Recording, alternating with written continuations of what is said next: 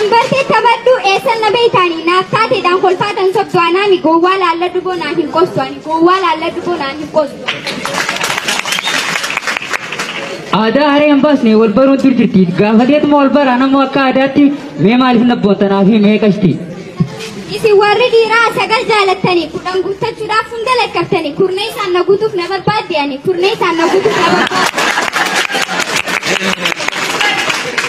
Teessan natti himtamoota warra dhiiranii tun aadaa teessanii sagaltan feetanii amma haa wal barru dhiisi waa'ee isaanii amma haa wal barru dhiisi waa'ee isaanii.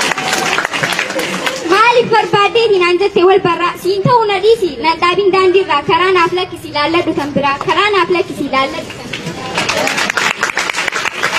Dhaabaa dhaabbanni kee halaalaa mul'ata ijji tantee urjii hirii tee buskuta jaabbistiikiin kan kee fireecha fakkaata leelmaan biyyoo makkaatan baana fakkaata kan silaalu hunda qalbii hattee deemta kanaafii si bare si baruu furmaata kanaafii si bare si baruu furmaata.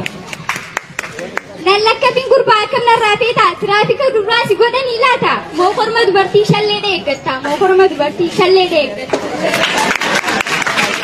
Lakkii akkanaami yaada koon hubanne rabbumaatu fidee miidhageessii kanne malee hojii qaba si lakkaffiin dhufne malee hojii qaba si lakkaffiin dhufne.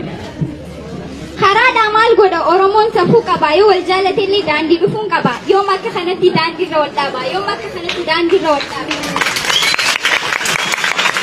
Dhugaa jettee qasti shaggee mootii dubraa Oromoon safuu qaba waliin dhaabu daandiirra karaa aadaanii dhufa dhiifama tanarraa karaa aadaanii dhufa dhiifama tanarraa. Rakkoon qabuumaa of barraan ganamaa ilma Oromoo taanaan anilleen teetuma eenyummaa kee beeti tanuma.